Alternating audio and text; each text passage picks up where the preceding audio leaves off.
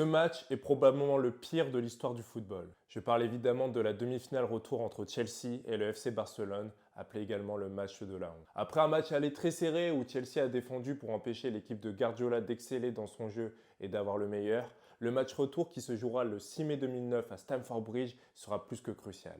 Alors que les Blues marquent dès la 9e minute d'une superbe reprise de demi-volée, le FC Barcelone va commettre tout au long du match un certain nombre de fautes, des mains dans la surface de réparation et d'autres faits de jeu importants. Des faits de jeu qui ne seront presque jamais sanctionnés par l'arbitre Timo Vrebo. Un match où il semble d'ailleurs complètement à l'ouest. Et alors que les faits de jeu s'enchaînent, que la tension monte avec un sentiment d'injustice de plus en plus prégnant pour les Blues, Iniesta égalise et permet au FC Barcelone de se qualifier en finale de Ligue des Champions grâce à la règle des buts à l'extérieur.